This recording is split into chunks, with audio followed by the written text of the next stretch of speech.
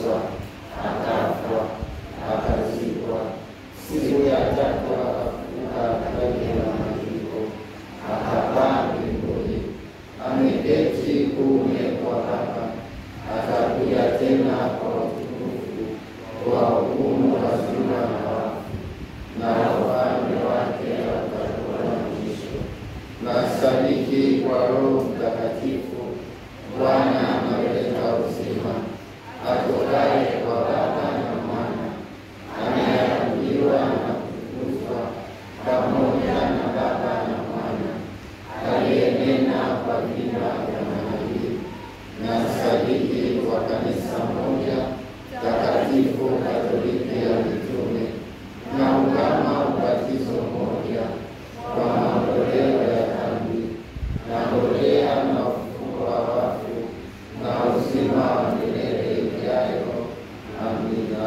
Ndugu, wakati Kristo mwanzoni mwa Majilio, Injili inatukumbusha habari ya Nuhu aliyemtii Mungu na kuokolewa katika gharika kuu iliyowaangamiza wale wote wasiokuwa na imani kwa Mungu. Tumuombe Mungu Baba. Mwenyezi Mungu, utufungue macho yetu tuione na kuifuata njia yako ya wokovu katika maisha yetu ya kila siku. Bwana,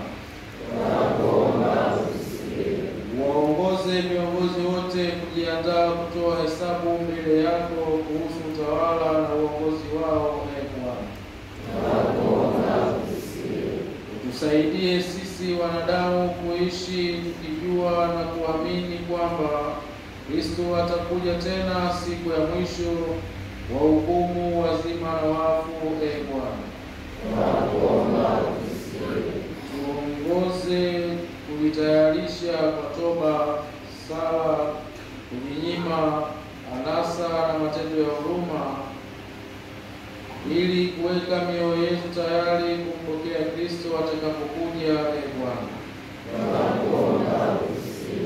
wafanye waliojitenga nawe kwa udhaifu na tamaa ya mambo ya dunia ulipokea tena neno lako kwa amani, furaha na upendo, na hivyo kujiunga tena na jamii ya waumini. Bwana,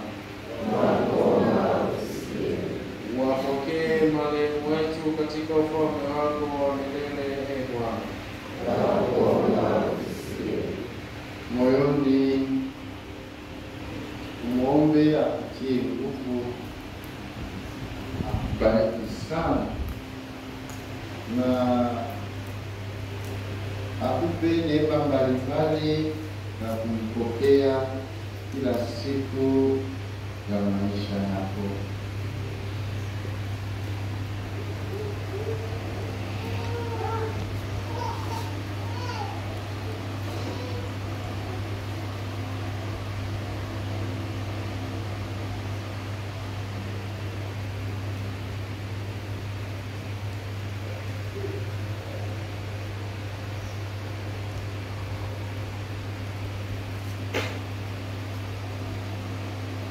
Mungu Baba Mwenyezi, usikilize maombi yetu kwa jina la Kristo Bwana